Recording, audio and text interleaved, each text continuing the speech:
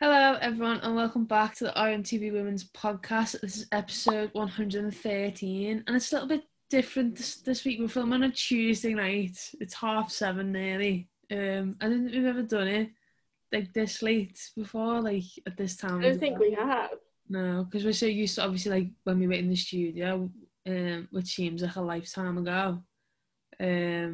We were saying the other day, I think the last time we filmed in there was like the first 2 weeks of March, I think it was, which is like crazy. Ridiculous.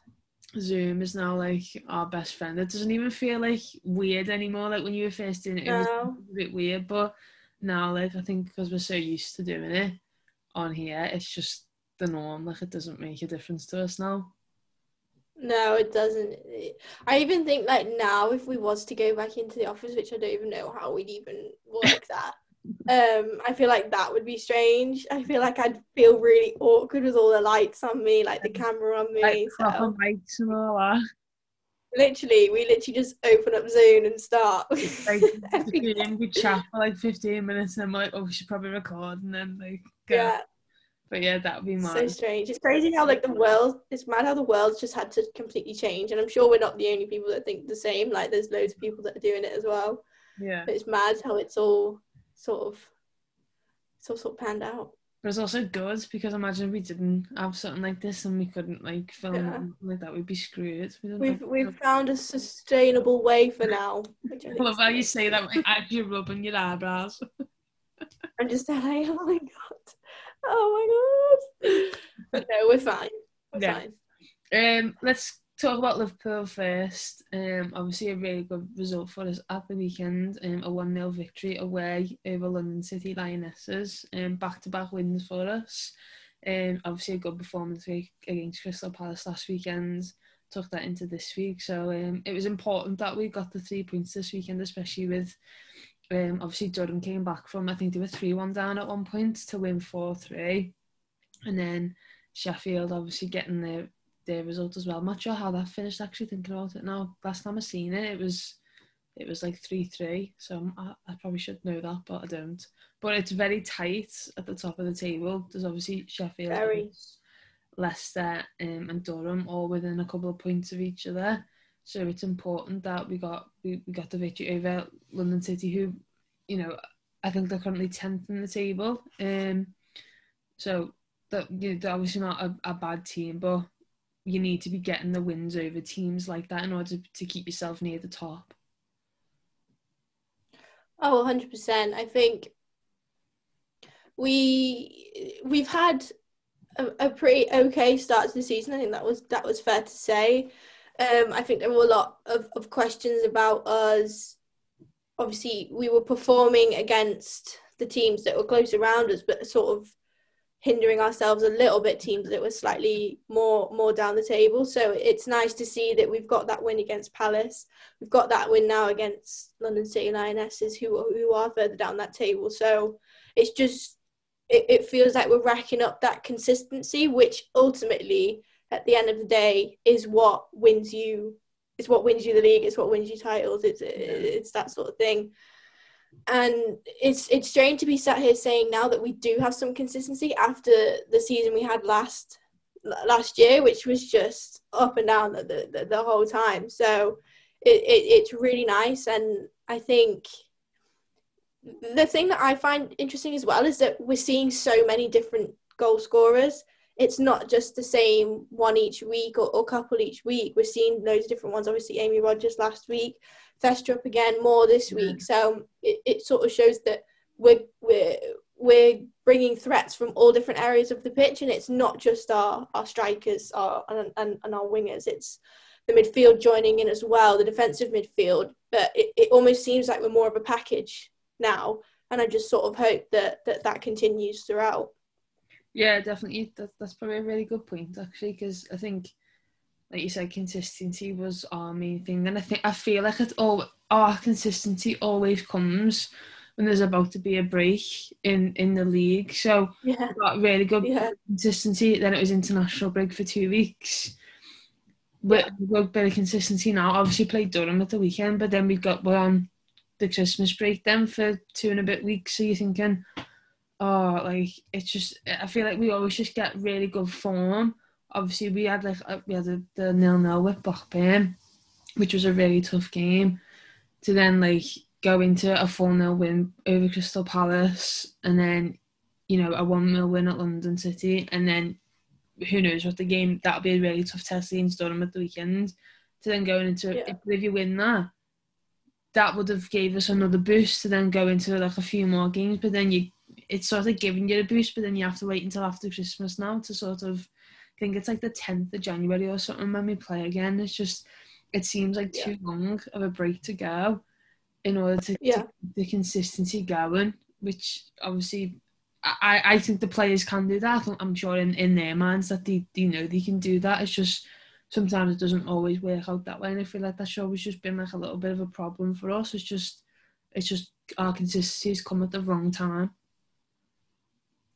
Yeah, it has and it hasn't. I think equally, it's nice for the players to have that time off and to sort of recharge, and I have no doubt that they'll sort of come back after it and still probably want it even more, knowing it's getting closer to the back end of the season. But I also agree with what you're saying, the fact that it does sort of feel like every time we get into a groove, it's like stop and starting. So we perform really well and then have a break and then look a bit rusty the first game back after the break. But that's just sort of needs to be done on the training pitch in those weeks off and in that time off. But I also think that this time off might do them quite well, recharge the batteries. Some of the injured players can come back, and we then have a full strength squad again. But it'll be interesting to see how we sort of react after this break, because it's quite a lot longer than the other ones that we've had. They've been about 1 or 2 weeks. This is I think it's a month or something like that, could be even more. So it'll be interesting to see how that almost sort of, whether it makes us better or it makes us worse. Yeah, that's true. Very good point. Going back to the game on Sunday, obviously it was Michaela Moore who got the goal for us, her first for the club. I just wanted to highlight her just for a minute, just because it was interesting that last week she came in for the Crystal Palace game. Obviously, Roby came out of the squad, and I just thought in my head, oh, maybe it's just Roby's played most minutes of every game so far this season, just give her a little bit of a rest. When we asked Vicky Jepson about it after the game, she just said, oh, well, Michaela Moore's obviously been doing really well in training. She's a key player to our squad, so she's given her a chance in her natural position in defence. She then plays again on Sunday, and obviously she's made an impact in that role. But it's nice that we've got not competition in a bad way, but it's nice that you've got several players who can come into the squad and do just as good as a job. Obviously, we're missing Sophie Bradley-Larkin this year, up until whenever she comes back next year, whenever the time's right. But you're almost in your head, as in your head, that was going to be Jane, Fahy, Robe, Hines. That was your setback four. But now you've got Michaela Moore to throw into the mix, and she's just as good in that role, which is really, really good to see, really, isn't it? It is as well, and I think when she first signed, we were told that she was a central defender, and ever since she signed, she'd been playing in that defensive mid role. And I actually thought she did really well in it. She looked quite natural in it, so you didn't really question it. And then obviously that Crystal Palace game comes around, and you're thinking, oh, has Roby got a knock? Which is probably a little bit disrespectful to Moore, but we hadn't actually seen too much of her in that position just yet. But it was like, oh, is Roby not fit enough? You don't know what's going on, because for so many months now, Roby had been such a key player for us, and she still is, don't get me wrong. I guess there's two ways to look at it. You look at it as squad depth, yeah. But you look at it, does Moore bring more? That was a good little reference, love that.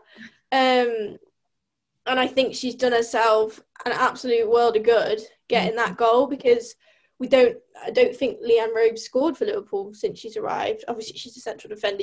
That's not what her role is. But to have a presence, and Moore's a tall girl. When I seen her in person, I didn't realise how tall she was until you actually see it. so she's got a massive presence. But I have no doubt either of them are completely suited to our squad. And it is nice to have that option. If we're going up against a smaller squad, a smaller height team, you probably go for more who can have that aerial presence. And if we're going for a more physical team or a more physical centre forwards, you probably go for Robe. So you've got two nice options there. But Moore's done herself a world of good in getting a goal and really performing over these last few games. Yeah, I'm going to count see how many times you said more than that. That's yeah. But just Liverpool for a minute. I asked before we filmed the podcast if anyone had like any questions about and someone asked on Instagram who has been Liverpool's player of the year so far. So if you had to pick someone, I think next week we're going to do something a little bit different for the video, just because it being Christmas and whatnot. So maybe say now, who would you pick as your player of the season so far for Liverpool?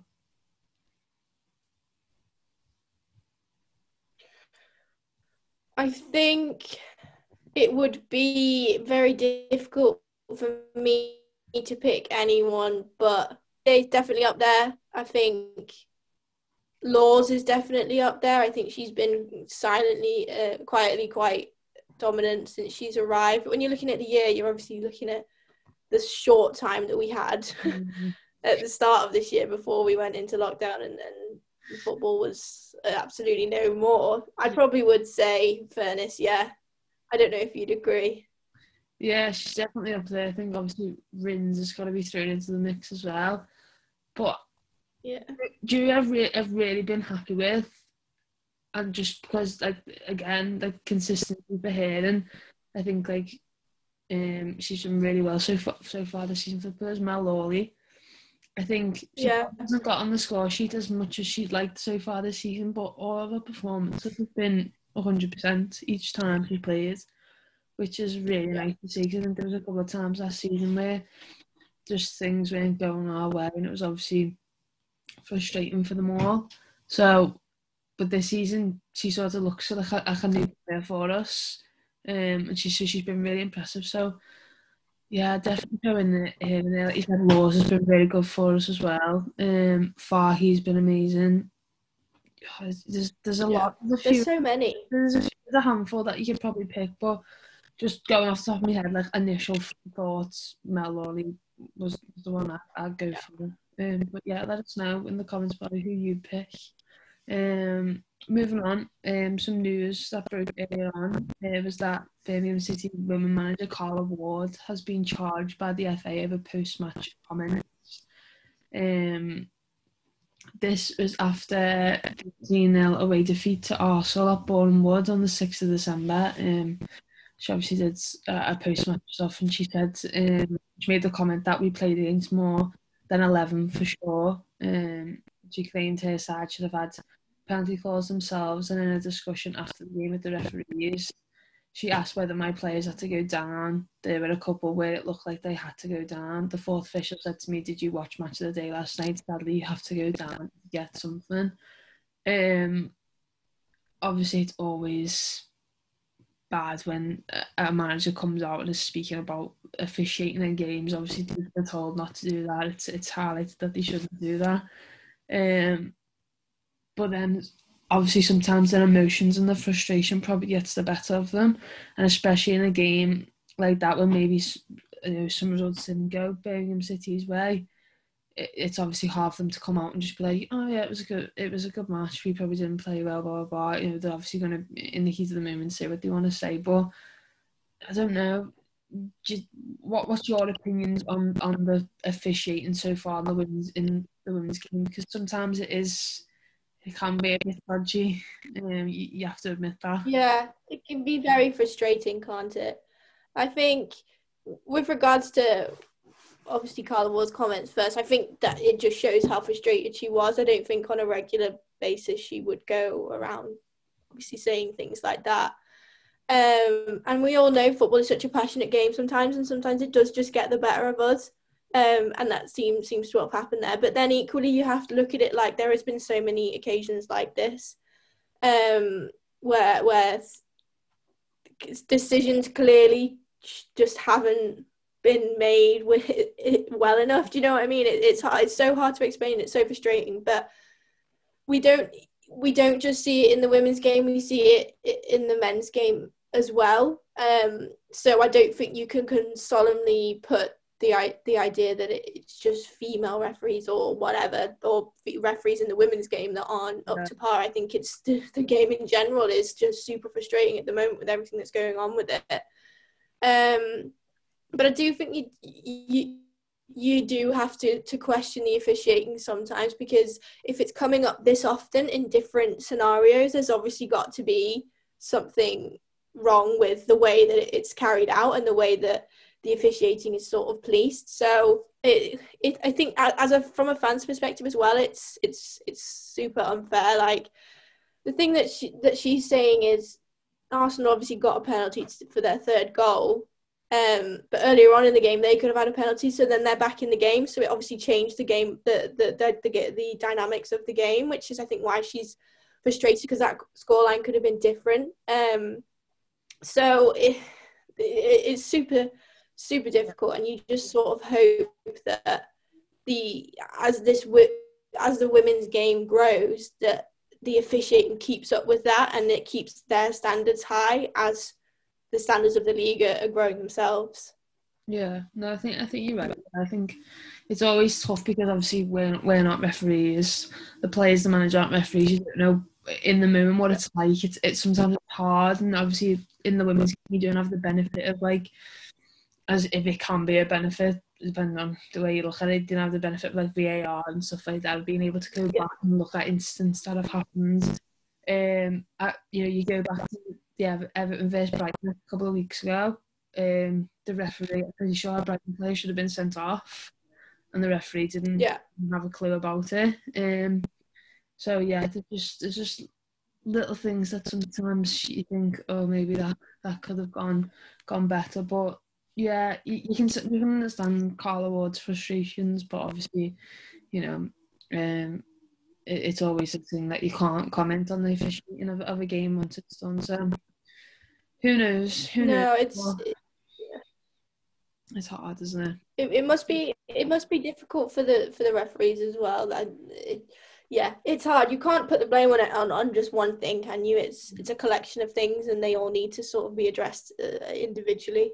So it's a difficult one, but I just hope that it doesn't hinder the game going forwards. Yeah, no, that'd be the big issue, wouldn't it? If it's sort of the thing. It's hard because you're saying your players are getting better, your women's team are getting better, your women's coaches are getting better, but if all that's getting better, then the officiating also has to get better. So yeah, 100%. Let's just hope it doesn't get left behind and sort of hinder it, like you said.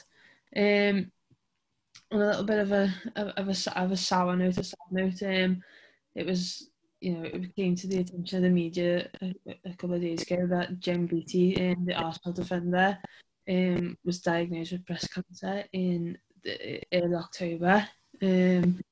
So she revealed it in an interview over the weekend, and just, I think it took everyone a little bit by shock, obviously in the women's game, but obviously firstly, like, really brave of her to come out and share that with everyone, and sort of tell everyone what she was going through over that difficult period of time. Fortunately, she's had surgery and was told that the cancer is not spread and she wouldn't require chemotherapy, which is amazing. But her message was really clear when she, told everyone that she had been diagnosed. That it's so important to just check on yourself, check on your body, whatever it may be. If you're ever unsure about anything, go and get looked at. It could be the smallest of things, but you'd rather go and get looked at and be told something really early than sometimes when it's too late. So it was also a really nice touch from Man City, who played Arsenal. Both teams wore 5 shirts on the wall before the game on Sunday to show their support. But I think just the whole reaction from the media, from women's football, from across like all social media platforms was just really nice, wasn't it?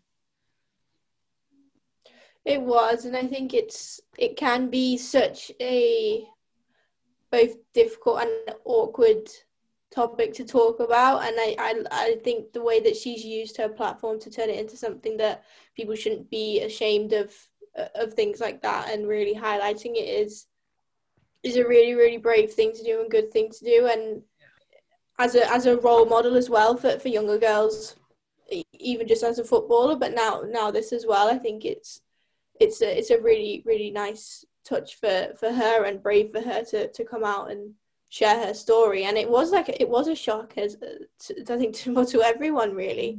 But it's good to see that she's on the mend, or nothing has deteriorated in that time. But I saw the shirts that Man City and Arsenal wore, and I thought that was a really, really nice thing, and that must have been quite emotional for her to see that as well. But just using her platform for something like that, I think is just incredible, and